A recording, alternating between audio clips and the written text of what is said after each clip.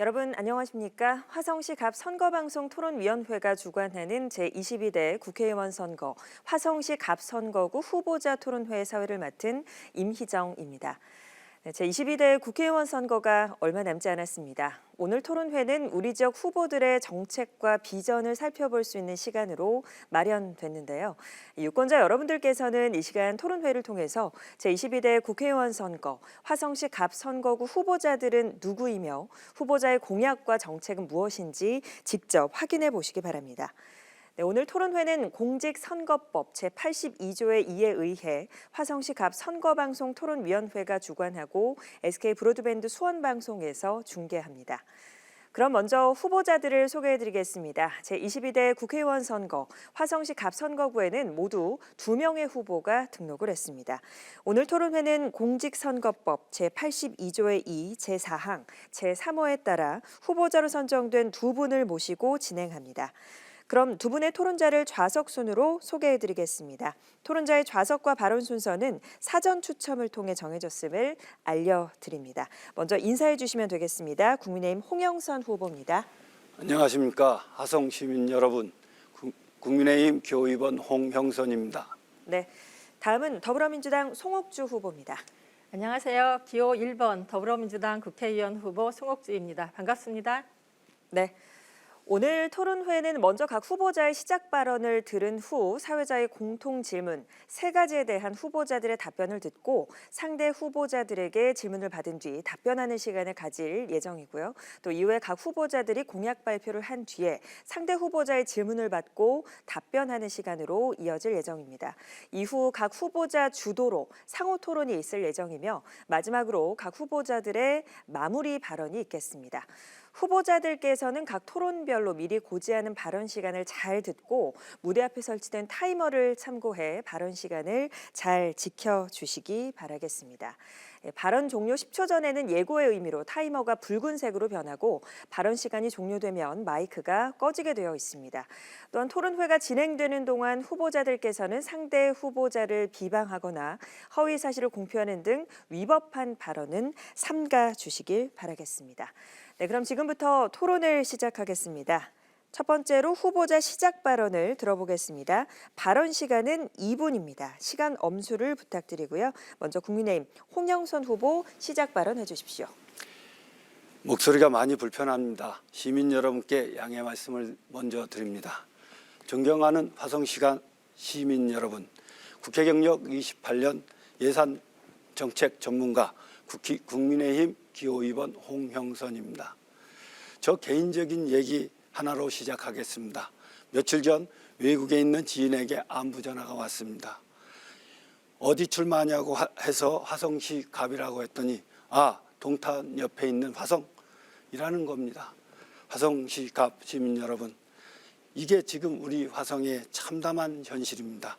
동탄도 자랑스러운 우리 화성인데 누가 우리 화성 시민들 사이에 분열과 갈등을 조장하는 겁니까? 바로 정치와 행정이 화성시를 동탄 대 화성으로 편가르기를 하고 있는 겁니다. 화성시장 14년 또 국회의원까지 모두 민주당입니다. 민주당이 화성시 가불병에서 갖고 있는 권력과 힘은 대단합니다. 그러나 그 힘과 권력을 동탄에 몰리고 있고 우리 화성시가 민주당은 무기력하기 짝이 없습니다. 저 홍영선 필요하다면 정부 여당의 힘을 빌려서라도 화성시가 불균형 문제에 종지부를 짓겠습니다. 윤석열 정부가 못마땅하고 마음에 안 드신 점도 있으실 겁니다. 그러나 3년이 남았습니다. 우리 화성시 갑을 위해 중앙정부와 가교 역할을 할 사람이 필요합니다. 국가 예산과 각종 국가 승인도 필요합니다. 저 홍영선이 우리 화성시갑 시민을 대변하겠습니다. 화성시갑 발전을 위해서라면 고집불통이라는 비난도 감수하겠습니다. 여러분이 저 홍영선을 이용해 주십시오. 저 홍영선을 이용해 정부 예산을 가져올 수 있게 해 주십시오. 국민의힘 기호 2번 홍영선에게 맡겨 주십시오. 감사합니다. 네, 이어서 더불어민주당 송옥주 후보 시작 발언해 주십시오. 네, 존경하고 사랑하는 화성 시민 여러분, 기호 1번 더불어민주당 후보 송옥주입니다. 그동안 잘 지내셨어요? 지난 4년 전 저를 선택해 주셔서 화성 발전을 이룰 수 있었습니다. 다시 이 자리를 빌어서 감사의 말씀을 드립니다. 이번 2024년 4월 총선은 우리에게 매우 중요한 선거입니다.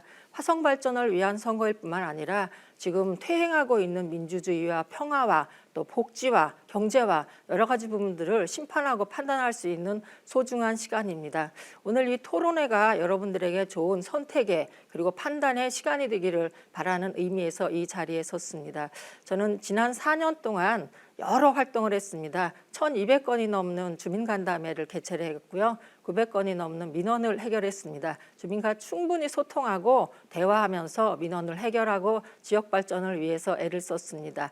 여기 계신 우리 시장들과 시장분들과 그리고 또 국회의원이 더불어민주당이지만 권한을 행사하지 않습니다. 주민을 위해서 사명을 다하고 책임감을 느끼고 민원을 해결하기 위해서 열심히 일했습니다. 윤석열 정부 들어서 사람들이 너무 힘들어하십니다. IMF도 견디고 코로나도 견뎠는데 지금의 현 시국은 견딜 수가 없다고 합니다. IMF 때는 금 모으기로 해서 국민이 단결심을 보였고요. 애국심을 보였고요. 코로나 때에는 국민과 민생이 있었습니다. 지금 윤석열 정권은 국민도 민생도 경제도 평화도 없습니다. 모두 거꾸로 가고 있고요. 우리 아이들과 또 우리 가족과 우리의 미래를 위해서 이번 국회의원 선거 매우 중요합니다. 다들 현명한 판단해 주시고 좋은 선택해 주시기 바라겠습니다. 오늘 저희의 공약과 비전과 지역에 대한 현안 충분히 설명드리도록 하겠습니다. 좋은 시간 되시기 바라겠습니다. 고맙습니다. 네, 이렇게 후보자들의 시작 발언을 함께 들어봤습니다. 이번에는 후보자들에게 드리는 사회자 공통 질문 순서입니다. 공통 질문에 대한 답변은 각 후보별로 2분씩이며 공통 질문에 대한 답변이 끝나면 상대 후보자들이 보충 질문을 하실 수 있습니다. 보충 질문 시간은 30초, 보충 답변 시간은 2분이고요. 사전에 정해진 발언 순서대로 답변하도록 하겠습니다. 첫 번째 공통 질문은 지역 간 균형 발전에 관한 질문입니다. 화성시 서부권은 동탄 신도시를 중심으로 하는 동부권에 비해서 전반적으로 낙후가 되어 있으며 문화와 의료 분야 등의 기반 시설도 상대적으로 부족한 형편입니다. 화성시 동서간의 발전이 불균형하다는 목소리가 오래전부터 이어져 온 데 이어 이제는 동탄 지역을 동탄시로 분리시키자는 이야기마저 나오고 있는 상황인데요. 이러한 동탄시 분리에 대한 후보자님들의 입장과 그리고 동서간 격차 해소 방안에 대해서 말씀해 주시면 되겠습니다. 먼저 더불어민주당 송옥주 후보 답변해 주십시오. 저는 동탄시 또 화성시 분시에 대해서 반대하는 입장입니다. 제가 홍영선 후보님 선거 공보가 집에 도착을 해서 봤는데 보고 좀 깜짝 놀랐어요. 이렇게 나와 있습니다. 분당 사는 사람은 성남시에 산다고 하지 않고 광교 사는 사람은 수원시에 산다고 하지 않고 동탄 사는 사람은 화성시에 산다고 하지 않는다. 라고 해서 본시를 주장하시고 또 동탄시를 주장을 하셨습니다. 저는 이런 부분들이 100만 특례시를 앞두고 있는 화성시에 오히려 갈등을 조장하고 있다는 생각이 들어서 매우 우려스럽습니다. 상대적으로 성남에 출마하시는 후보나 수원에 출마하시는 후보들은 분시를 주장하지가 않습니다. 분시를 주장하지 않는 이유는 지역 경제 발전과 또 주민들의 의견에 합치하지도 않고요. 또 행정 체계라든지 여러 가지 부분에서 그분들이 현실적이지 않고 합리적이지 않아서 그렇다고 생각을 합니다. 화성시는 100만이 이미 넘었고요. 내년에는 100만 특례시로 이제 행정 체계에서 승인이 되면 더욱더 많은 권한을 행사할 수 있습니다. 주민을 위한 발전도 가능하고요. 여러 가지 재정적인 효과도 있을 수 있고요. 인허가에 대한 부분도 있습니다. 우리 후보께서 말씀하시는 동탄의 예산이 동탄으로 투입된다라는 부분들은 제가 보충 질의 때 질문을 하도록 하겠습니다. 이런 동탄과 관련된 그리고 또 분시와 관련된 부분들이 오히려 이런 선거를 앞두고 저는 포퓰리즘적이고 인기 영합주의적이지 않을까 하는 생각이 들어서 매우 걱정스럽습니다. 많은 주민들께서 이게 왜 뜬금없이 분시가 나와 하는 그런 말씀들이 있으십니다. 또 이런 분시와 관련된 거는 앞으로 있는 질문인 저희가 공공기관 확충이라든지 지역경제 활성화와 관련된 그 질문에도 또 맞아떨어지는 그런 문제가 되는 그런 질문이어서 마저 질문을 할 때 답변을 하고 다시 재질문을 하도록 하겠습니다. 네, 이어서 국민의힘 홍영선 후보 2분 동안 답변해 주십시오. 동부 동탄과 서남부권의 불균형 발전에 대해서는 어제 오늘의 얘기가 아닙니다. 교육, 문화, 의료, 주민 편익 시설뿐만 아니라 교통, SOC에 대한 모든 면에서 동부 동탄과 서남북권은 너무나 차별적이다라는 말은 너무나 우리 많은 서남북권 시민이 인식하고 있는 내용들입니다. 그동안 많은 노력도 해왔습니다. 10여 년 넘게 균형 발전을 정치권에서는 화성 정치권에서는 부르짖었지만 공연불에 그치고 있습니다. 더욱 심화되고 있습니다. 이러한 문제는 결국은 동탄 시민과 동부 서남북권 시민의 이질감과 연대감 감소로 나아지고 있는 이 상황에서 우리는 이 문제가 왜 시작되었는지에 대해서 분명한 불편한 진실이라도 얘기를 해야 된다고 저는 판단을 합니다. 저는 그 부분에 있어서 주요한 원인 중에 하나가 정치 독점이 낳은 폐해입니다. 10여 년 넘게 1인 독재 정치가 화성에서는 있어 왔습니다. 민주당의 오랜 동안의 정치 행정 독점으로 서남북권에 대한 차별화가 고착된 면이 있습니다. 최근 여론조사에서도 동탄 주민들이 동탄 분리를 희망하는 여론이 60% 이상입니다. 서남북권을 대표하는 저로서는 서남북권 시민들과 함께 화성 시민들의 허탈함을 넘어서 분노까지 생깁니다. 저는 이 문제의 대안으로서 어떤 문제가 될 수 있냐, 어떤 대안이 될 수 있느냐에 따라서 분시 방안을 제시했고, 더 본질적인 문제는 결국 정치 독점을 깨줘야 됩니다. 화성 서남북권의 일을 대변하고 서남북권의 시민의 얘기를 할 수 있는, 그런 견제할 수 있는 사람이, 정치인이 필요합니다. 그것을 해주셔야만이 결국은 그 서남북권. 네, 발언 시간이 종료가 됐습니다. 지역 균형 발전에 관한 두 후보의 답변 잘 들었습니다. 이번에는 이제 질문 시간인데요. 먼저 송옥주 후보 관련해서 홍영선 후보에게 질문 30초 동안 해주십시오. 네, 지난해 화성시의 세입 제출 상황을 봤더니요, 서부권의 세입이 44%가 되고 동부권, 특히 반월동과 관련된 삼성전자가 있는 곳이죠. 3,776억 원이어서 24.5%의 세입이 있습니다. 세출을 보니까 서부권은 44.2%, 거의 세입된 게 세출로다가 지금 활용이 되고 있는 부분인 거고요. 반월동 삼성전자가 있는 거는 225억 원, 4.4%를 썼습니다. 그렇다 그러면 우리 후보님의 주장이 맞지가 않는 것 같네요. 네, 답변 2분 동안 해주십시오. 답변 드리겠습니다. 제가 정보를 읍면동별로 요구했지만 읍면동별로는 정보를 확보할 수 없습니다. 지방세가 지금 동부출장소 봉담읍과 정남면을 빼고 나머지 서남북권, 그 서남북권이 44%입니다. 인구는 한 23, 4만 됩니다. 그렇기 때문에 인구 대비해서 세수가 훨씬 높다는 점을 말씀드렸고요.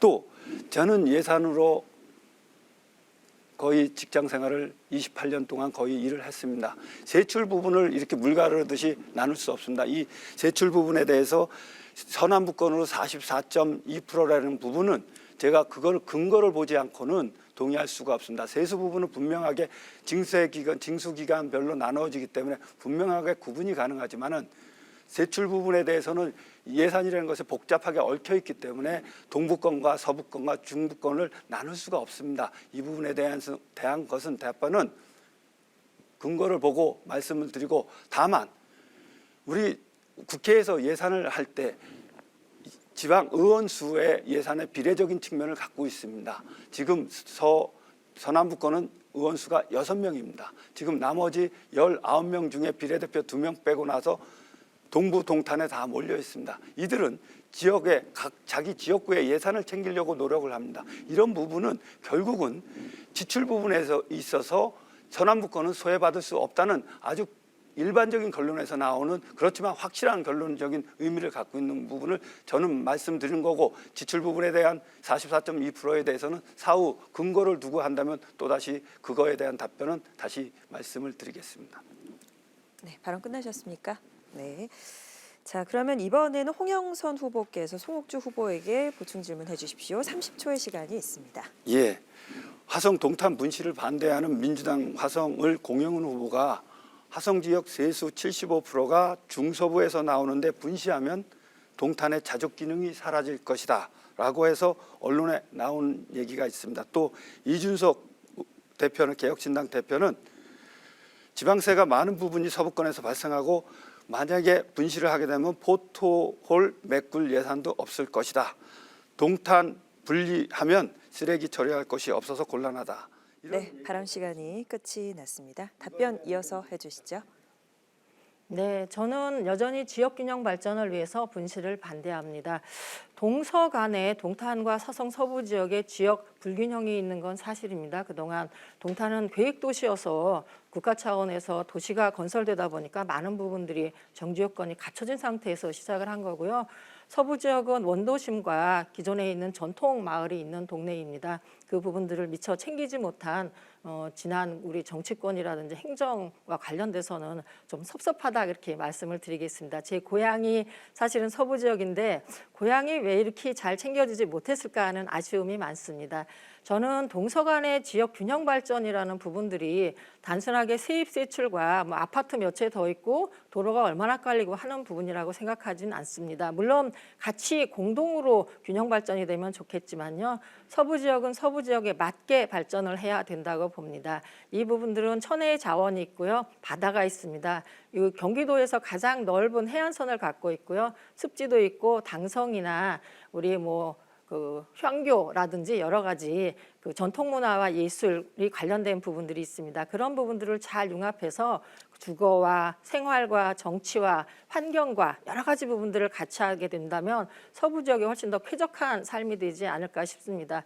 요즘 아파트에 계신 분들 주말 되면 바닷가로 놀러 가시잖아요. 동탄에 계신 분들 어디 멀리 가시지 마시고 궁평항과 전곡항과 또 어디가 있죠? 백미리도 오시고요. 또 제부도도 오시고요. 꼭 놀러 오시기 바라겠습니다. 화성에 이렇게 좋은 자원이 있는데 그 부분들이 잘 꿰맞춰지지 않은 부분들이 저는 좀 문제가 있는 것 같고요. 제가 다시 당선이 된다 그러면 서부 지역의 이 보석 같은 자원과 이런 여러 가지 아이템들을 잘 꿰서 더욱더 살기 좋은 또 균형감 있는 그런 서부 지역을 만들도록 하겠습니다. 네, 이번에는 공통 질문 두 번째 질문 드리도록 하겠습니다. 공공기관 확충에 관한 질문입니다. 지난해 12월 인구 100만을 돌파하며 특례시 진입을 앞두고 있는 화성시는 면적 또한 700제곱킬로미터로 매우 넓음에도 불구하고 구청이 없어서 많은 시민들이 불편을 나타내고 있습니다. 이뿐만 아니라 법원과 경찰서, 우체국 등도 화성시와 비슷한 규모의 타 지역과 비교해서 부족한 상황인데요. 이렇게 부족한 공공기관을 확충하기 위한 방안이 있다면 제시해 주시기 바랍니다. 홍영선 후보부터 2분 동안 답변해 주십시오. 예, 맞습니다. 우리 화성시에는 많은 기관들이 부족합니다. 공공기관의 유치의 문제는 정치적 힘이 90%입니다. 그 정치적 의지가 90%라는 뜻입니다. 세종시가 그랬고 혁신도시가 그랬습니다. 그런 점에 감안해 볼 때는 우리 민주당 시정이 이끌어왔던 또 민주당 국회의원이 이끌어왔던 이 지금의 책임에 대해서 공공기관 유치 부분에 대한 부족분에 대해서는 상당 부분 책임이 있다고 봅니다. 저는 또 하나 공공기관 유치는 최종적으로 국가 중앙정부에서 결정을 합니다. 중앙정부에서 결정을 하기 때문에 그 부분에 대해서 여당의 입후보한 후보자로서 책임 있는 답변을 하기 위해서 몇 가지 제안을 드립니다. 기획재정부는 기획재정부와 또 인력 직제는 행안부가 결정을 합니다. 저 홍영선은 할 수 있습니다.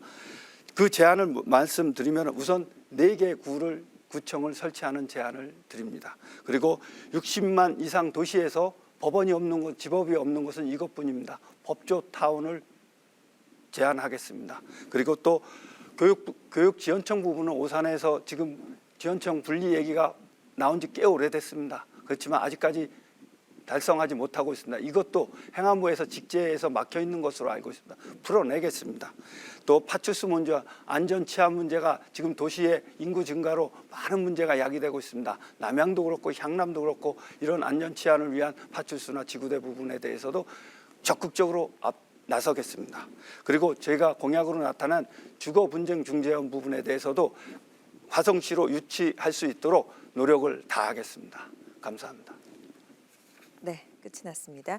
그러면 이번에는 이어서 송옥주 후보 답변해 주시기 바랍니다. 네, 화성에 공공기관이 많이 부족합니다. 그동안 오산하고 같이 연계돼서 많은 부분들이 처리됐던 부분이 있고요. 또 수원으로 심지어는 법원은 가야 되는 부분들이 있어서 많은 불편함이 있습니다.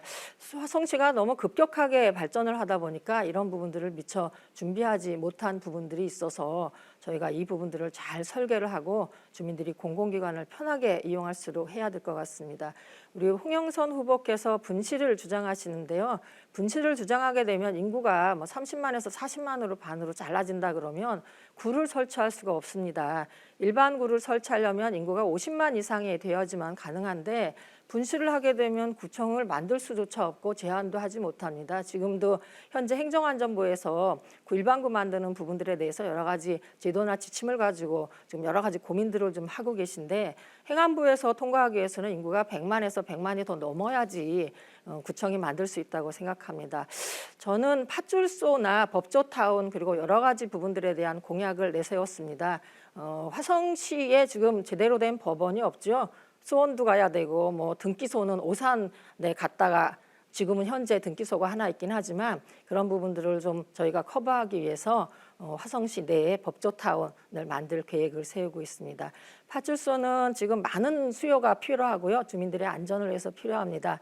지금은 새솔 팥줄소의 예산을 저희가 확보를 해서 그 부분들을 추진하고 있고요. 향남 팥줄소뿐만 아니라 여러 가지 주민들이 안전할 수 있게 활동을 하고 있습니다.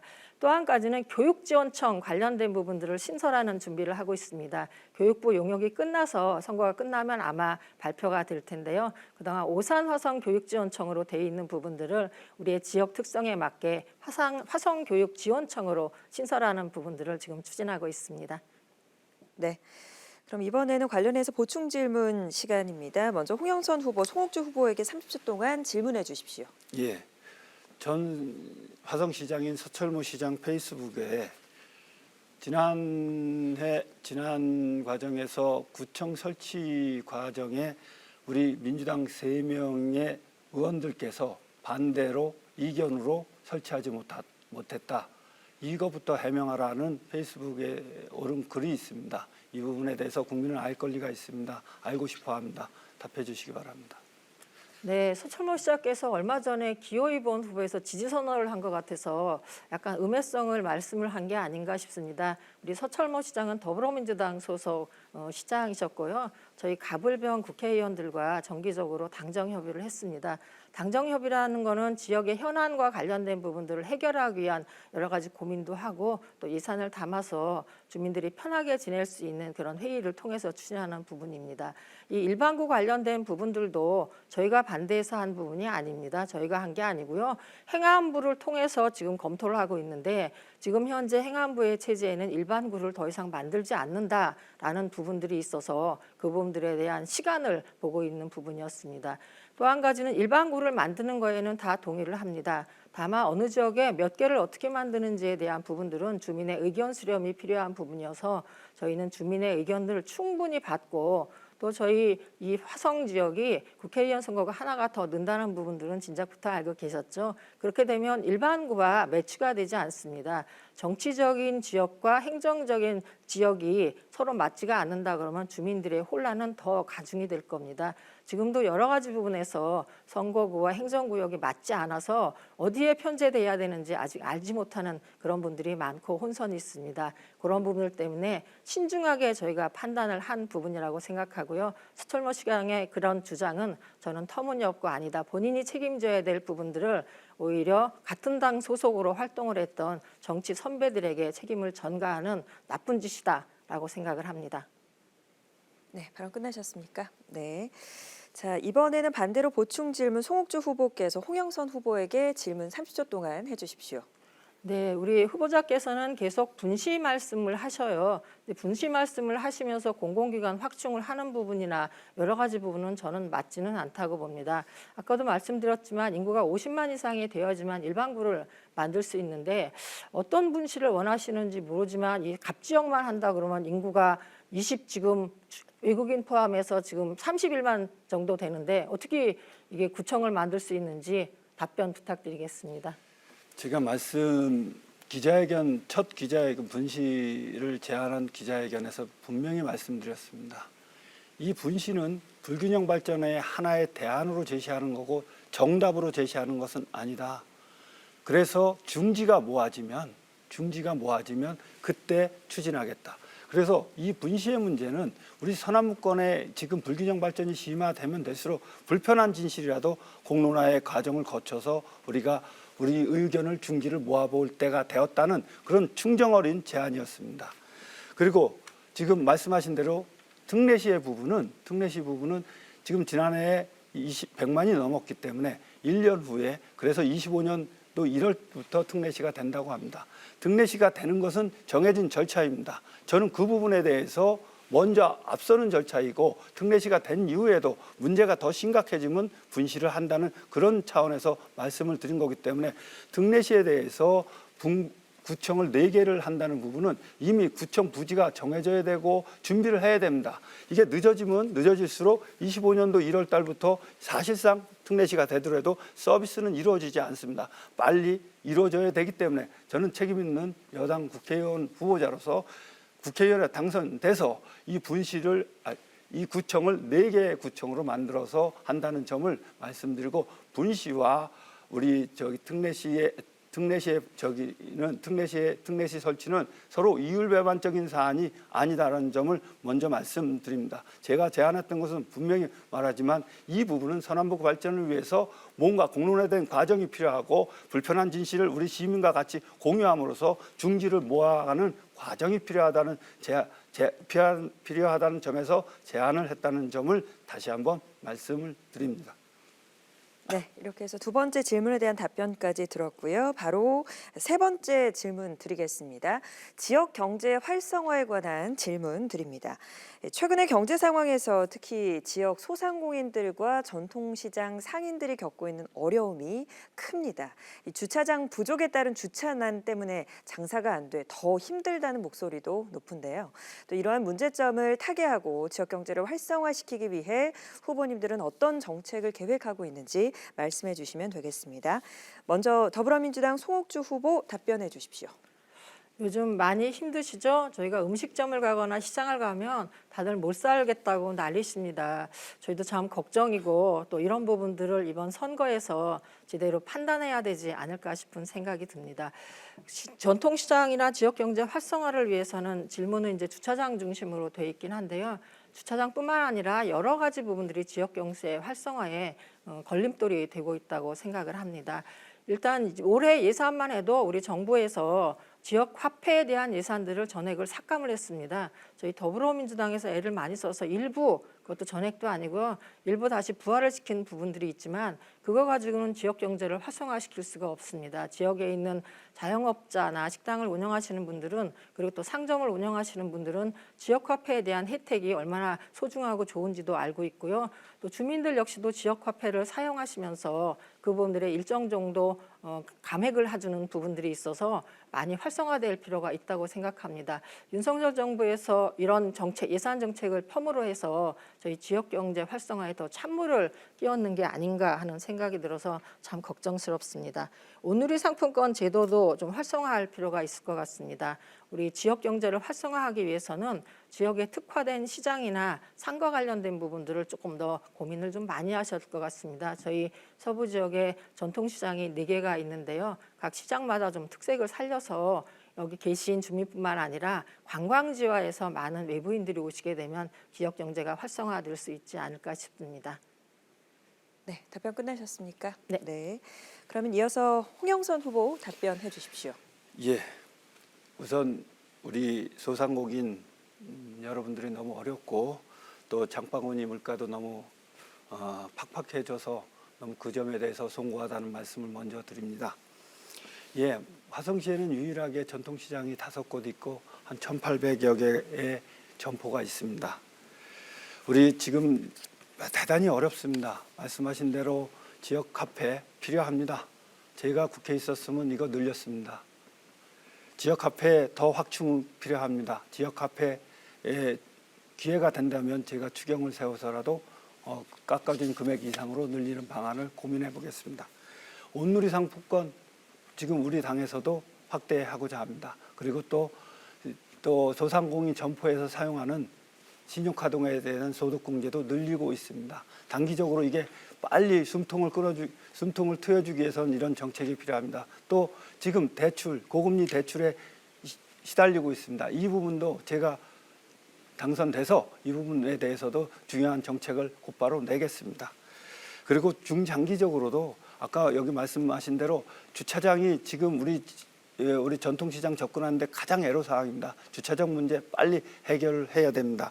또 저는 그런 생각도 해봤습니다. 우리 인구가 5만 정도가 이 외국인입니다. 우리가 화성이 외국인이 참 많습니다. 그래서 우리 전통시장을 글로벌 음식타운 등 이런 관광 문화시장으로 좀 탈바꿈시켜서 우리 전통시장의 생존 전략을 한번 마련해 가는 방향이 어떨까도 생각을 해봤습니다. 이 모든 것을 당선돼서 한번 깊이 있게 논의해서 우리 시장과 소통을 해가면서 중장기 발전의 방안에 대해서도 깊이 발전 방안을 마련해 나가도록 하겠습니다.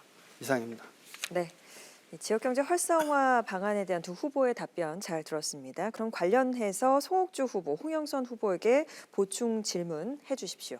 네, 지역경제 활성화의 핵심은 경제를 잘 아는 겁니다. 지역 주민과 상인들이 어떻게 현실적으로 어려움에 처해 있는지를 알아야 된다고 봅니다. 저는 많이 소통하고 찾아다니면서 의견도 정하고요. 또 그게 정부의 정책이나 시나 경기도에 반영되도록 애를 쓰고 있습니다.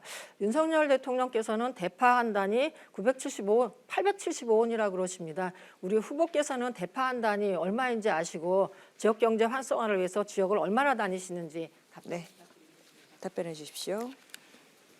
예, 사과도 4개 14,000원, 길어들이 대파도 한 2,000원 되는 거로 알고 있습니다. 좀 시기에 따라서 좀 달리하지만은 이 부분에 대해서 물가 부분에 대해서 저희들이 여러 가지 요인이 있습니다. 물가에 영향을 미치는 부분은 여러 가지 요인이 있습니다. 하지만 이 계절성 이런 물가 인상에 대해서 적절하게 대책을 못 세웠던 점은 같은 여당의 입장으로서 대단히 송구스럽게 생각을 합니다. 사실 물가 부분에 대해서는 아까 여러 가지 요인이 있다 하는 부분 중에서 한 가지가 전 정부의 양적 완화 부분입니다. 전 정부에서 예산 증가율은 연 8.7%에 이른 약 8.7%로 알고 있습니다. 지금 재정에서 많은 돈을 부어냈습니다.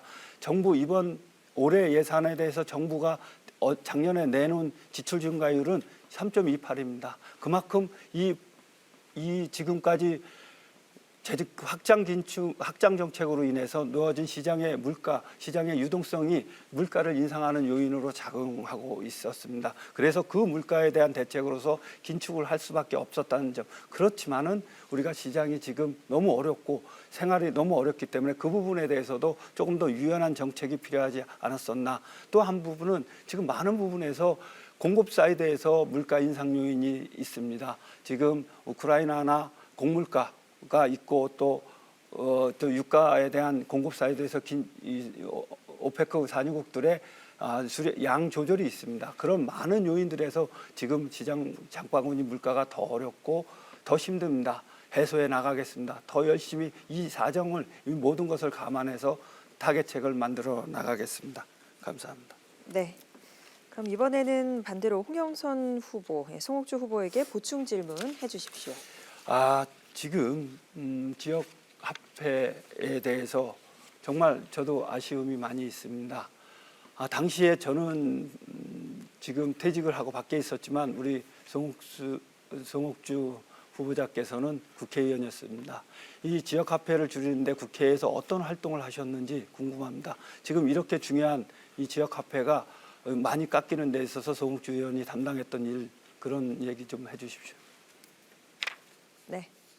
답변해 주십시오. 네, 저희 당의 기본 원칙은 지역화폐 활성화이고 지역경제 활성화입니다. 저희 당론이 지역화폐를 활용하는 부분들인 거고 우리 당대표를 비롯해서 모든 국회의원들이 지역화폐를 살리기 위해서 애를 많이 썼습니다. 결과적으로 전액은 살리지 못해서 송구하다는 말씀을 드립니다. 지역경제 활성화 방안은 저희 총선에 내건 약속은 이렇습니다. 소상공인과 자영업자분들을 장사할 맛 나게 만들어 드리겠습니다. 대출과 금리 부담을 완화시키고요. 간편 결제와 모바일 상품권 수수료를 인하를 해서 경영 부담을 덜어드리겠습니다. 지역 화폐도 당연히 확대해드리겠습니다. 온누리 상품권 사용처를 확대해서요, 소비 여력을 높이도록 하겠습니다. 또 소비 활성화를 위해서 직장인들이 지갑을 열어야 됩니다. 그 지갑을 두껍게 할 필요가 있겠습니다. 근로소득 세액공제를 확대를 해서요, 세금 부담을 완화하고 우리 직장인들이 좀 더 편하게 외식을 하고 회식을 할 수 있도록 그렇게 하겠습니다.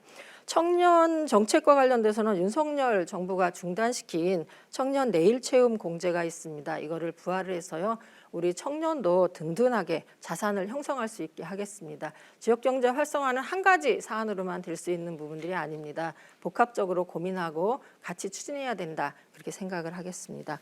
주차장과 관련돼서는 주차장은 상가뿐만 아니라 일반 아파트 단지도 참 걱정이 많습니다. 그냥 주차장 관련돼서 두 가지만 사례를 좀 들으면요. 향남 이지구의 공영주차장이 한두 달 후에는 개장을 합니다. 준공을 하게 되는데요. 예산을 확보를 해서 공영주차장 만드는 데 도움을 많이 줬습니다. 또 저희 향남 이지구 옆에 한저리길이라고 있는데 주차 공간이 좁아서 손님이 안 온대요. 그래서 LH 관련된 분들과 간담회를 여러 차례 하고 현장을 답사해서 한저리길 옆에 주차장을 확충하도록 그렇게 했습니다. 예산을 따서 잘 추진하도록 하겠습니다. 네, 답변이 끝났습니다. 이렇게 해서 세 가지 공통 질문에 대한 두 후보들의 생각을 들었습니다. 다음은 후보자들의 핵심 공약을 들어보고 함께 토론하는 시간을 갖겠습니다. 이 공약이야말로 후보자의 정책 방향을 판가름할 수 있는 중요한 척도라고 할 수가 있는데요. 이 후보자들 간의 주장과 반론 그리고 재반론을 통해서 정책을 비교 검증할 수 있는 또 효과적인 토론이 이루어졌으면 좋겠습니다. 공약 발표 시간은 2분이고요. 상대 후보자는 공약을 들은 후에 질문을 하실 수 있습니다. 개별 질문과 보충 질문 시간은 각각 30초이며 답변 시간은 2분씩입니다. 그럼 먼저 국민의힘 홍영선 후보 공약 발표해 주십시오. 예, 핵심 공약 4가지를 발표해 드리겠습니다. 화성 서남부를 미래 자동차의 메카로 만들겠습니다. 이동 수단은 우리 역사와 함께 발전하며 없어지지 않을 산업입니다. 또 지금 전기차, 수소차, 자율주행차, 첨단 모빌리티, 미래를 여는 산업입니다. 우리가 50년, 100년 동안 100년 대계를 갖고 설치해야 되고 또 그것을 우리가 메카로 만들다면 화성의 일자리와 먹거리를 그동안 미래 산업을 이끌 동안 우리는 같이 동반하면서 성장할 수 있는 기회를 얻게 됩니다. 그래서 저는 산단이나 도로가 투자될 수 있도록 인프라를 여는데 역점을 다 두겠습니다. 그리고 두 번째는 교통 문제입니다. 화성 서남부권 전철 시대를 개막하겠습니다. 신안산선을 역사를 촘촘히 두어서 우리 남북 간의 이동 수단이 되게 메인 이동 수단이 되게 하겠습니다. 또 신분당선을 봉담해서 장남역 우정까지 이끄는데 최선을 다하겠습니다. 그리고 다음은 생활 밀착형 공약입니다. 지금 우리 지역에는 공공 임대주택이 아주 많습니다. 이 임대주택이 분양으로 전환을 할 때 임대가가 폭등되는 현상이 있습니다. 이 문제 해결하겠습니다.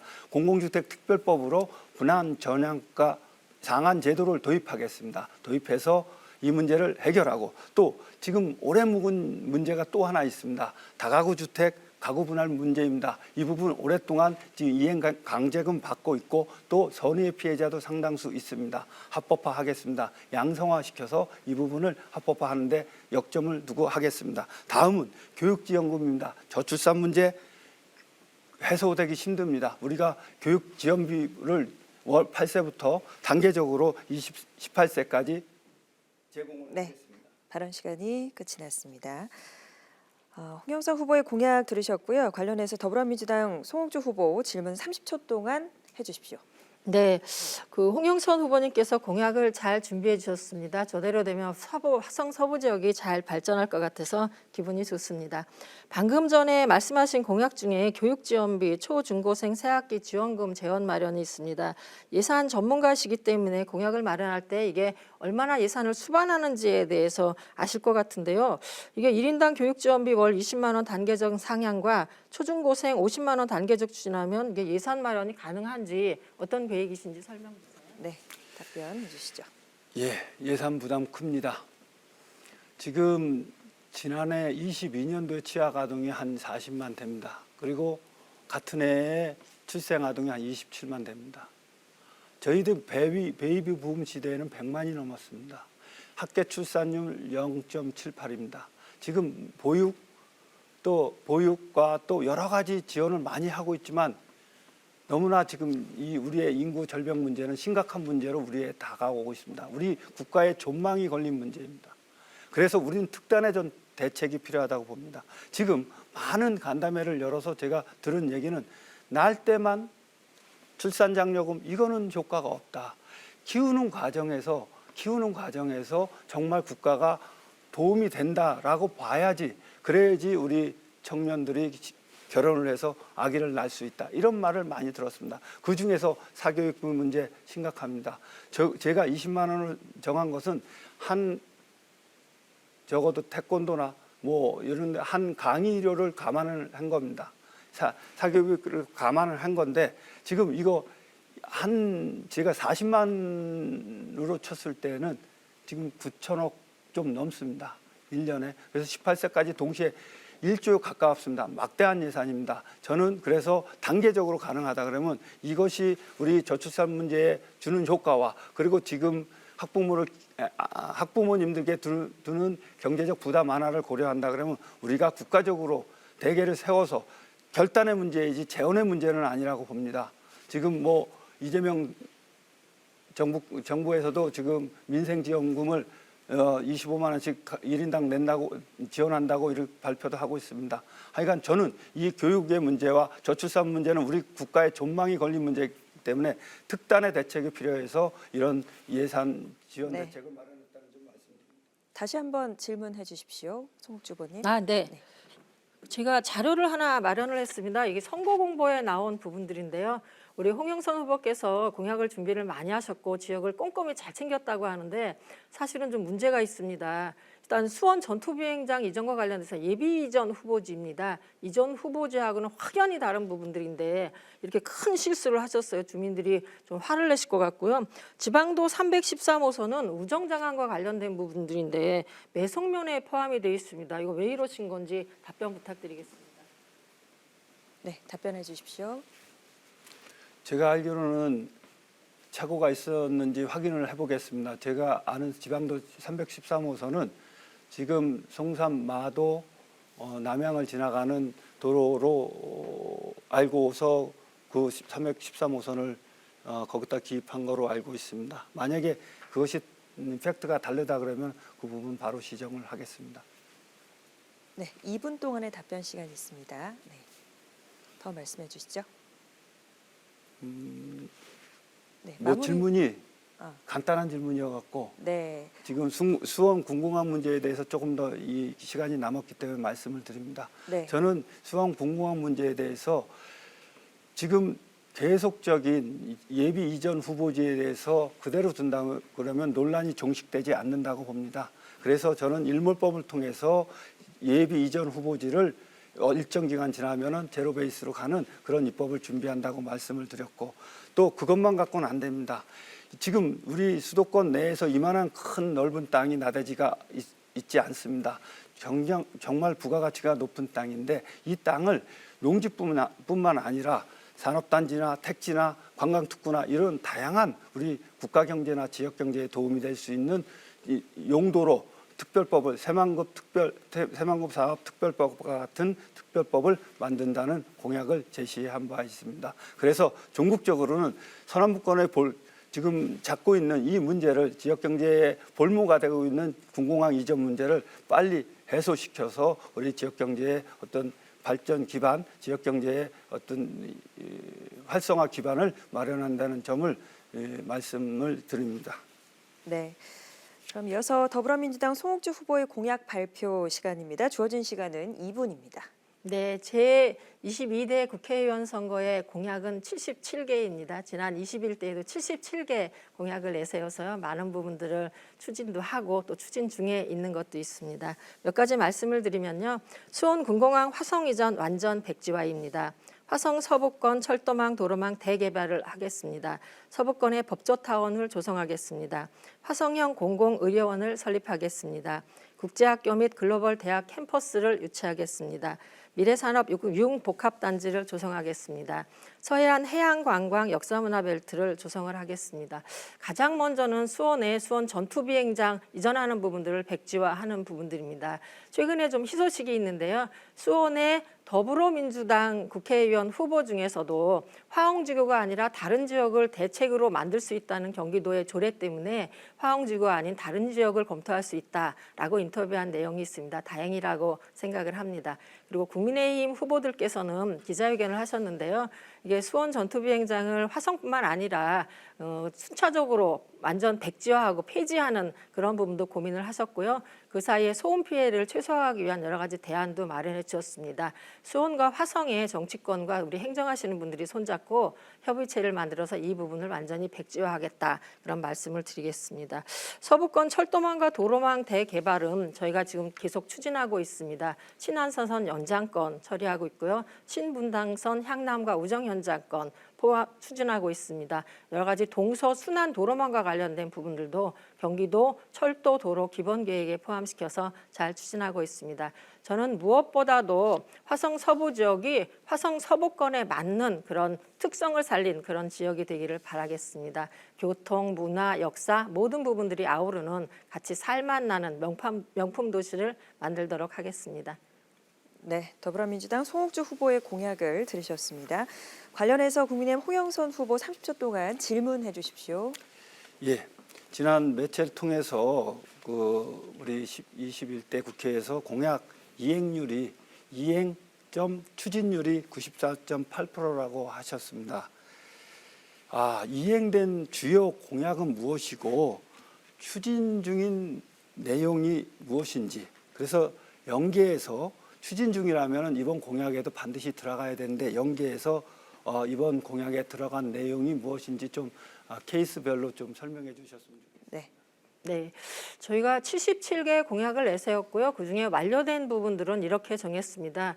개통을 하거나 착공을 하거나 예산에 담기면 그 부분들은 완공했다고 저희가 보고 있습니다. 예산에 담기면 그게 계속 예산이 되기 때문에 많은 부분들이 저절로 추진이 된다고 생각을 합니다. 도로와 관련된 부분들이 있고요. 체육시설과 주차장 관련된 부분들은 예산을 직접 따와서 많이 추진을 됐습니다. 향남 관련된 부분은 문화복합시설 관련된 부분들이 올해 10월 정도에 준공을 하게 되고요. 또 장애인들을 위한 시설이 복지관 이외에는 체육관이 없었습니다. 수영을 하고 싶고 여러 가지 운동을 하고 싶은데 없어서 반다비 체육관과 관련된 부분들도 지금 준공, 착공이 아니라 건설 중이죠. 건설 중에 있습니다. 그 부분들은 내년 봄에 준공할 계획입니다. 여러 시설을 추진을 하고 있다 말씀을 드리고요. 또 그렇게 완공된 거 아니고 추진 중인 부분이 있습니다. 저희가 추진을 하고 있는데 저희가 추진하는 거를 또 홍영선 후보께서도 공약으로 내세우셔서 아마 맞작가하면 잘 될 것 같습니다. 국도 82호선 관련된 부분이고 국지도 82호선과 지방도 313호선 같은 경우에는 지금 추진 중에 있습니다. 지방도 313호선은 주로 장안을 관통하는 도로인데요. 그동안 20년 동안 전혀 진도가 안 나가고 있다가 저희가 간담회도 하고 여러 가지 관계기관과 여러 가지 협력 사업을 해서 재설계 중에 있고요. 그 부분들이 보상이 끝나면 도로가 다시 착공이 된다 생각을 하고 있습니다. 77호선 관련된 부분들도 지금 남양에 교통체증을 많이 유발하는 부분들이 있습니다. 마저 추진하고 있다 그렇게 말씀드리겠습니다. 네, 발언이 끝났습니다. 관련해서 홍영선 후보 보충 질문 한 번 더 해주십시오. 30초의 시간입니다. 송욱주 의원께서 인터뷰 공약에 오마이뉴스에서 똑버스 운행 지역을 확대해 나가겠다 그런 입장 지금도 계속하고 계신지, 지금 똑버스로 인해서 지금 부담이 되는 부분이 얼마나 예산이 지금 손실이 큰데 손실 지원 부분에 대해서는 알고는 계신지, 그 똑버스가 지금 운행률이 어느 정도인지 이 부분에 대해서 좀 설명 좀 해주셨으면 합니다. 네, 지난 토론회에서 동탄에 계신 후보분들께서 똑버스 논쟁을 하신 것 같습니다. 저는 그냥 개인적인 생각이 동탄에는 똑버스가 필요가 없습니다. 대중교통이 많이 구비돼 있어서 거기는 뭐 전철이나 버스나 택시나 승용차나 그런 부분들이 충분하다 생각을 하고요. 똑버스는 지금 경기도에서 시범 사업으로 하고 있습니다. 저는 똑버스야말로 화성 서부 지역에 적합한 교통 시스템이라고 생각을 합니다. 현재는 향남 중심으로 하고 있고요. 또 남양과 마도로 지금 그 부분들을 확대할 그런 계획으로 알고 있습니다. 지역을 다니다 보면 어르신들께서 이게 우리는 행복택시 아니면 어디 갈 수가 없어. 장이나 병원도 못 가. 자식들이 와야지만 어디 갈 수 있거나 이장님 도움을 받아야 돼. 그런 말씀을 상당히 많이 하세요. 아시겠지만 똑버스는 수요 응답형 버스 시스템입니다. 지금은 스마트폰 앱을 통해서 하기 때문에 어르신들이 좀 불편한데요. 이제 경기도랑 상의를 해서 콜센터를 운영을 해서 그 부분들을 추진할 계획입니다. 그러시면 어르신들이 훨씬 편하게 이 똑버스를 이용하지 않을까 싶은 생각이 들고요. 또 한 가지는 어르신들의 불편을 좀 해소하기 위해서 화성시에서 행복택시를 운행을 하고 있는데요. 그 행복택시도 좀 확대를 해서 동네마다 다니면서 어르신들이 좀 편하게 이동권을 확보하고 또 즐겁게 뭐 놀이시설도 가시고 복지관도 가시고 장에 가셔서 머리도 하시고 그럴 수 있는 그런 시스템을 만드는 게 제 목표입니다. 네, 답변 끝내셨습니까? 네. 자, 그럼 이렇게 해서 두 후보자들의 다양한 공약을 들어보고 또 공약에 대한 다른 후보자의 질문과 답변까지 함께하는 시간이었습니다. 네, 다음 순서는 후보자 주도권 토론 시간입니다. 각 후보의 주도로 상호 토론이 이뤄지는데요. 상대 후보자의 답변 시간도 주도권이 부여된 후보자의 발언 시간에서 차감됨을 먼저 알려드립니다. 또한 가급적 1분 이내의 질문과 답변을 해주시고 답변 시간은 상대 후보에게 최소 30초 이상은 보장을 해주시는 것이 좋겠습니다. 또 30초가 지나면 토론을 위해서 주도권을 가진 후보가 상대 후보의 발언을 제지할 수도 있습니다. 토론을 위해서. 네, 그럼 사전에 정해진 순서대로 먼저 더불어민주당 송옥주 후보 주도로 상호 토론을 시작하도록 하겠습니다. 주어진 시간은 7분입니다. 네, 우리 홍영선 후보님께서는 국회 사무처에서 오래 근무하셨고요. 또 예산 정책 전문가입니다. 저희가 늘 예산철만 되면 예산에 대해서 머리가 아파요. 우리 기재부에서 예산을 하도 틀어지고서는 안 하기 때문에 기재부보다 국회의원보다 더 높은 게 대통령보다 더 높은 데가 기재부다라고 말씀을 합니다. 조금 전에도 잠깐 질문을 하는데 답변을 제대로 안 하신 것 같아요. 1인당 교육지원비를 월 20만 원 단계적으로 상향하고 초중고생 새학기 지원금도 50만 원으로 추진하겠다는데 재원 마련이 중요하잖아요. 지금 세수가 56조가 펑크가 났는데 이 재원을 어디서 마련하실 건지 답변 부탁드리겠습니다. 네, 답변하십시오. 이건 중장기 과제입니다. 이거 단년도에 이루어지는 문제 아닙니다. 재원은 크게 일반 국민의 세금이 있습니다. 부담금이 있고 또 여러 가지 이익사업, 국유재산 관련해서 세외수입 부분이 있습니다. 안 되면 국채도 있습니다. 이 재원은 제가 말씀하셨다시피 이 국채는 미래 세대에서 빚을 지는 행위입니다. 정말 부담 가는 일입니다. 그렇지만 그 국채를 발행해서 재원을 지금 필요하다 그러면 해야 됩니다. 이 대규모 예산에 대해서 1조 원, 1년에 한 학년의 학생 수를 지원하는데 약 1조 원이 들어가는 이 대규모 예산에 대해서 어느 부분을 가서 그 부분으로 충당하겠다. 이거는 논리적 답변이 아닙니다. 이 전체적인 배분의 문제에서 이 우선순위를 어떻게 두느냐. 저는 우선순위를 앞에 둬야 된다고 봅니다. 그래서 전체 세입에서 500조, 600조가 되는 일반 세입에서 그 부분을 우선순위를 두어서 해야 된다는 입장이지 이것을 어떤 부분에서 딱 뽑아서 교육세를 받아서 뭐 어떤 증권거래세를 인상해서 이런 부분은 아닌 사안입니다. 그래서 이건 국가의 주요 정책 사항이고 이 부분에 대해서는 그런 방식으로 좀 더 깊은 논의와 국가 우선순위에 대한 담론적 이야기를 통해서 결정을 해야 되고 그 부분에서 저는 이 국가 우선순위의 국가 답변을 결정에 좀 짧게 해주셔야지 제가 질문을 맞이할 것 같은데. 주도하시는 후보자께서 직접 제지하셔도 됩니다. 중단해 주시고요. 제가 질문할 게 몇 가지가 더 있어서 마저 질문을 하겠습니다. 후보께서 말씀하신 이 교육 정책은 선심성, 포퓰리즘적인 저는 공약이라고 생각합니다. 만약 그렇다 그러면 중앙당 차원에서 하거나 정부에서 저는 이 공약을 내세워야 된다고 보고요. 이 지역구에 출마하는 후보 개인이 내세우는 내세우는 공약의 범주를 뛰어넘었다라고 생각을 합니다. 이와 유사하게 윤석열 대통령도 지금 막 공약을 남발하고 있습니다. 민생토론회를 전국을 다니면서 하시면서 각종 선심성 정책을 막 남발하고 있으세요. 이게 정확하게 기재부에서 추산은 안 했지만 900조에서 1000조가 넘을 거다. 지금까지 내세운 공약과 정책 관련돼서 이런 부분들이 있는데요.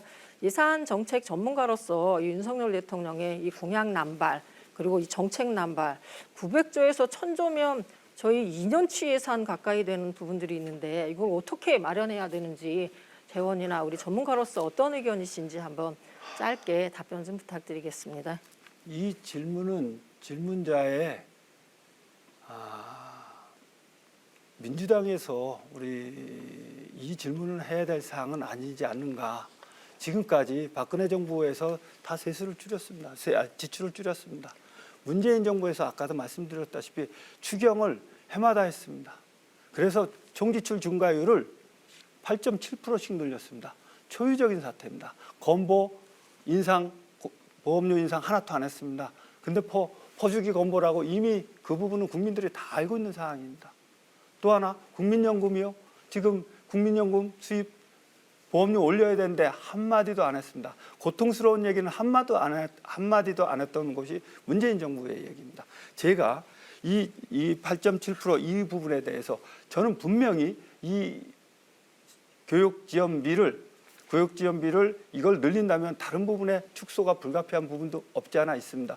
우선순위의 문제를 어떻게 결정하느냐의 문제라고 결정을 했습니다. 그래서 저희들이 말씀드리는 거는 지금 우리들은 보수 정부는 이제까지 참 미련스럽게도 선거 때도 총지출 증가율을 2.38%로 낮추는 그런 결정을 해왔습니다. 이런 우리 보수 정부에게 지금 이 문제를 얘기한다는 것은 어불성설이라고 판단합니다. 네, 마무리해 주세요. 고맙습니다. 마무리했습니다. 네, 저희가 질문을 추가로 하겠습니다. 윤석열 정부가 여러 가지 부분에서 부자를 참 좋아하시는 것 같아요. 본인이 부자셔서 그런지 물가는 안 잡고 서민의 유리지갑만 털고 있습니다. 법인세나 금투세나 상속세까지 다 깎겠다고 하고요. 실제로 깎아야 될 부분들은 안 깎고 있습니다. 그게 바로 근로소득세입니다.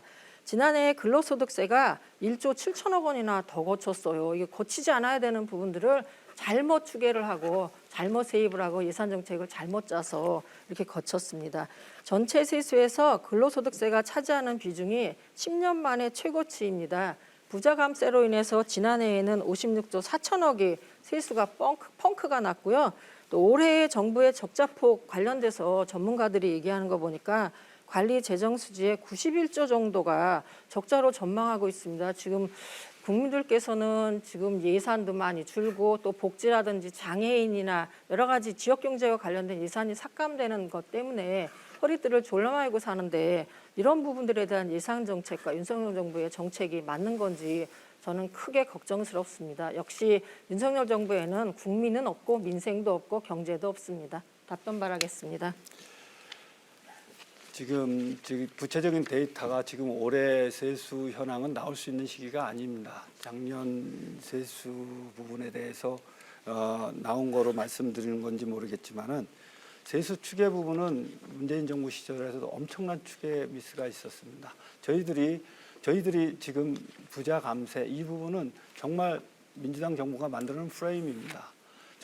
저희들이 법인세 부분에 대해서도 가표 구간에 대해서 부자 부분에 대해서 감세하는 부분에 대해서 그렇게 경기 활성화에 대한 부분이지 부자 감세를 위한 목적이 전혀 없었다는 점 말씀드리고요.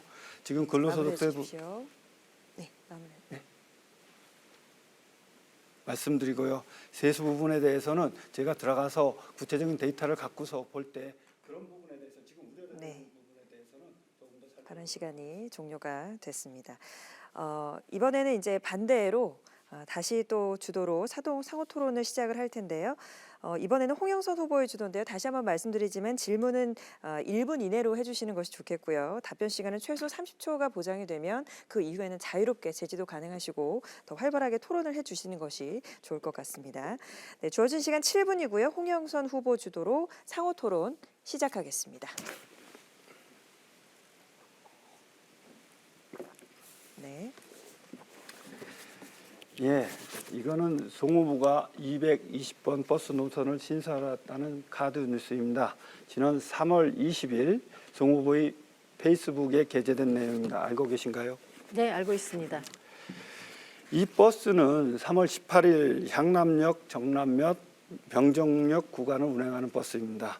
송호부님은 1월에 정남면 주민으로부터 민원을 받으셨다고 기재하셨는데 혹시 민원을 낸 주민과 누가 민원을 받았는지 아십니까? 민원인의 이름을 직접적으로 얘기할 수는 없죠. 그럼 받은 사람 뭐 이름까지는 아니더라도 질문을 다 하시고 제가 총괄적으로 답변을 드리도록 하겠습니다. 답변을 좀 해주시죠. 이거 간단한 내용이니까 간단한 내용 이게 답변을 돼야지 그 다음 질문을 이어갈 수 있기 네. 때문에 저희가 주민간담회를 1,200건을 했고요. 현안을 900건 넘게 해결을 했습니다. 거기에 일일이 다 민원인과 어떤 사람과 대한 부분들을 얘기하지는 않습니다. 예, 그렇습니다. 하지만 이거는 카드뉴스에 낼 정도로 지금 3월 20일이라면 굉장히 중요한 시점에서 카드뉴스에 자신의 공으로 낼 정도로 한 사안이기 때문에 제가 여쭤보는 겁니다. 저희가 확인한 바로는 이 사안은 정명근 시장이 지난 1월에 28개 읍면동을 찾아다니면서 시민과의 만남이라는 행사를 합니다. 언론에서도 많이 보도가 됐고요. 이때 정남면에서도 이 행사를 했는데 이 220번 버스 신설 민원은 정남면 시민과의 만남 행사장에서 한 시민이 정명근 시장에게 직접 요청한 민원이기도 합니다. 덕절 오리에 살고 계신 누구누구님이 정명근 시장 앞에서 이야기한 내용입니다. 혹시 알고 계셨습니까? 지금 답변 카메라가 안 켜져 있어서 예, 답변하겠습니다. 홍영선 후보님께서 지역에 내려오신 지 얼마 안 되셔서 민원을 어떻게 처리하시는지는 잘 이해를 못 하시는 것 같습니다. 민원인들은 시장님과의 대화에서도 제안을 하고요. 또 저희 사무실에 있는 직원들과 저를 통해서도 민원을 제기하시고 또 시도의원을 통해서도 민원을 제기하십니다. 그 건은 정남면이 교통의 예, 소외 지역입니다. 맞습니다. 그렇기 예. 때문에 지금 여러 가지 민원과 관련된 부분들을 종합적으로 처리를 맞습니다. 하는 부분입니다. 예, 거기까지 듣겠습니다. 근데 그럴 수 있습니다. 지금 민원은 여러 군데로 접수될 수가 있고요. 근데 이 카드뉴스의 내용을 보면 노선 신설과 사업 계획에 대해서 24년 그 다음 달에 화성시 관계부서와 협의를 하셨다고 하는데 어느 부서 누구와 우리 이쪽은 여기 선거 우리 송옥주 후보 측은 누구하고 협의하셨는지 답변해 주실 수 있겠습니까? 그러게요. 저희 민원과 관련된 부분들은 민원 관련된 담당 보좌관이 따로 있습니다. 그분이 열심히 소통하고 현장도 답사하면서 하는 부분들이 있고요. 그 버스는 그 부분을 지적하기보다는 저는 참 이 소중한 시간에 왜 저 질문을 하실까. 다른 사람이 한 거를 마치 송옥주가 자기가 한 것처럼 생색내려고 저러고 있는 게 아닌가라는 질문을 차라리 해주셨으면 될 것 같아요. 전혀 그렇지 않다고 말씀을 드리고요. 다만 그 버스가 정남면의 어떤 열망에 의해서 버스를 신설했는데 다니다 보니까 타시는 분이 너무 없으세요. 그래서 다시 이제 그 주민분들과 상의를 드렸더니 병덤역 정문이 아니라 후문 쪽으로 한 바퀴를 돌면 그거를 버스를 이용하시는 주민들이 더 많겠다 그렇게 말씀을 하셔서 또 화성시와 또 관계되는 또 여러 가지 관계되는 분들과 추가로 상의를 드리고 있습니다. 예, 만약 송옥주 후보님이 본인 또는 의원실 보좌진이 직접 해당하는 부서에 민원을 접수하고 민원 해결을 위한 협의를 하지 않았다면 이거는 공직선거법 250조에 되거나 당선되게 할 목적으로 허위 사실을 공표했을 경우에 해당될 수도 있습니다. 이럴 경우에는 허위사실 유포죄에 해당되는데 어떻게 생각하십니까? 전혀 그렇지 않다고 생각합니다. 저희가 충분히 화성시 공무원과 같이 상의를 하고요. 저희는 아까도 말씀드렸지만 화성시 시장님과 공무원들과 당정협의라는 걸 합니다. 물론 지금은 선거 기간이어서 선거법 제재 때문에 최근에는 하지는 않지만 그 건이 오늘 내일의 민원이 아닙니다. 그게 오늘의 민원이라고 생각하고 가셔오셨는지 모르지만 버스와 관련된 민원들은 6개월에서 1년에서 2, 3년 되는 민원도 많습니다. 참 해결되기가 쉽지 않고요. 시형 버스는 그나마 시하고 같이 상의가 되는데 민간 버스는 지금 아시겠지만 운전하시는 분들을 알겠습니다. 충원할 수가 없어서 알겠습니다. 상당히 힘든 상황입니다. 이 사안은 지금 본인이 1월 달에, 2월 달에, 3월 달에 이런 조치를 해서 민원을 해결했다는 내용입니다. 그렇기 때문에 이거는 이 사실이 사실과 객관적인 협의 사실과 또 민원 접수 사실이 없었다 그러면 중대한 문제를 야기시킬 수 있다는 점을 말씀드립니다. 다음 질문하겠습니다. 저희 송 후보님은 다음 질문은 홍성규 진보당 후보와 이 후보 단일화 문제입니다. 송 후보님은 진보당 홍성규 후보와 지난 16일, 17일 후보 단일화를 하셨습니다. 민주당은 경기도에서만 총 6곳의 진보당과 후보 단일화를 하셨는데요. 실제로 홍성규 진보당 후보가 송 후보와 연대의 총선을 도와주리라고 생각하고 있습니다. 홍성규 후보는 지난 2014년 헌법재판소에 의해 해산된 통진당의 마지막 대변인을 지낸 대표적인 통진당 출신 정치인입니다. 통진당은 아시는 바와 같이 2014년도 헌법재판소가 위헌정당으로 판결해 해산시킨 정당입니다. 민주당 스스로도 이념 문제를 일으킬 수 있는 정당과 연합할 수 어렵다는 거절했던 민중당의 후신이기도 합니다. 바로 박근혜 전 대통령을 탄핵했던 바로 그 헌법재판소의 결정이었습니다. 현재 진보당으로 당명을 받고 활동하고 있지만 진보당이 바로 그 통진당 후예입니다. 이 부분에 대해서 우리 답변으로 후보 이제 단일화 마무리하겠습니다. 했던 그 의미를 설명해 주셨으면 네. 합니다. 네, 저희 이번 총선이 절실합니다. 윤석열 정권을 심판해야 합니다. 지금 민주주의가 역행하고 있고요. 안보가 위협받고 있습니다. 국민들이 힘듭니다. 민생이 없습니다. 사람도 없습니다. 이태원 참사 그렇게 했는데 사과 한마디 없습니다. 누가 책임지는 사람이 없습니다. 우리 야권이 꼭 이겨야 됩니다. 통진당과 민중당 다 알고 있습니다. 그럼에도 불구하고 중앙당의 지침에 따라서 단일화했습니다. 꼭 승리하겠습니다. 네.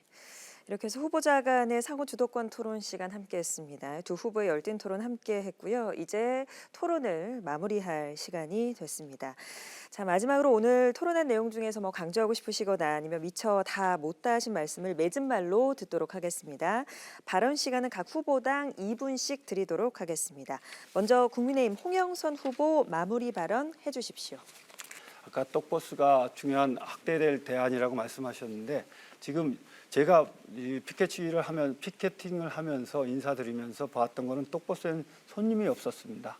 손님이 없었고 그건 빈 차로 돌아다닙니다. 하루에 한 대가 37만 원의 예산을 지원받고 있습니다. 지금 58만 원 원가에서 8만 원 수입을 하고 있다고 봅니다. 저는 똑버스는 대안이 아니라고 봅니다.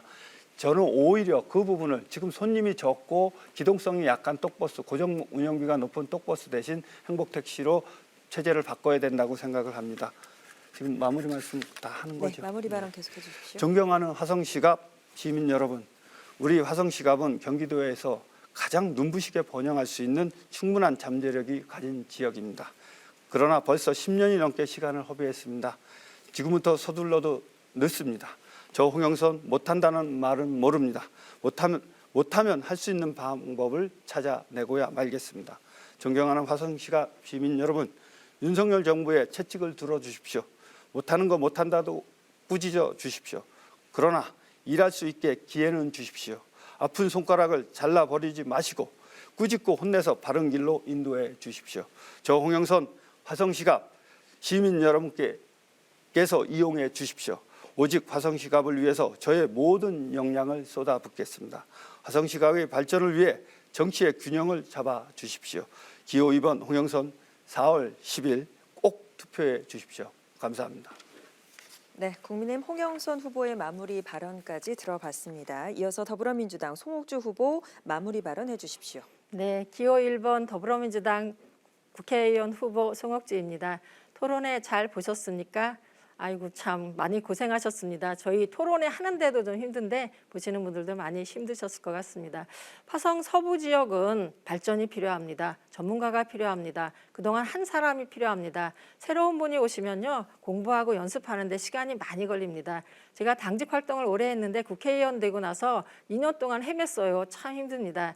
지역에 제 고향입니다. 고향인데 찾아와서 6년 동안 열심히 헤맸습니다. 한 3년 지나고 나니까 지역도 알고요. 여러 가지 사람들도 알고요. 정말 필요한 게 뭔지를 알겠습니다. 새로운 분이 오시면 다시 시작합니다. 제가 한 부분들이 중단이 됩니다. 지방도 313호선 중단될 수 있습니다. 지역을 위해서 도로와 철도와 민생과 현안과 교육과 우리 아이들을 위한 다양한 사업들을 하고 있습니다. 그 부분들이 지속돼야지만 화성 서부 지역이 발전하고요. 진정한 균형 발전이 될 수 있습니다. 균형 발전은 입으로 되는 게 아닙니다. 발로 뛰어야 됩니다. 1200번의 주민 간담회를 하고요. 900건이 넘는 현안을 해결을 했습니다. 주민과 늘 함께하고 가족같이 하고 있습니다. 요즘 많이 힘드시지요? 윤석열 정권 심판해야 합니다. 이 민생도 모르고 경제도 모르고 국민도 없고 여러 가지 부분에서 평화도 없고 이 어려운 상황을 타개하기 위해서는 국민 모든 분들이 현명한 선택을 해주셔야 됩니다. 4월 10일 반드시 기호 1번 더불어민주당 송옥주 후보를 선택해 주시면 화성 서부 지역 발전뿐만 아니라 우리나라의 미래를 위해서 우리 아이들의 미래를 위해서 좋은 정치를 하도록 하겠습니다. 소중한 선택, 현명한 선택 꼭 필요합니다. 잘 부탁드리겠습니다. 고맙습니다. 네, 두 후보의 마무리 발언까지 모두 끝이 났습니다. 자, 이렇게 해서 모든 토론이 끝이 났는데요. 유권자 여러분 어떻게 보셨습니까? 오늘 토론이 유권자 여러분들의 후보자 선택에 많은 도움이 됐기를 바랍니다.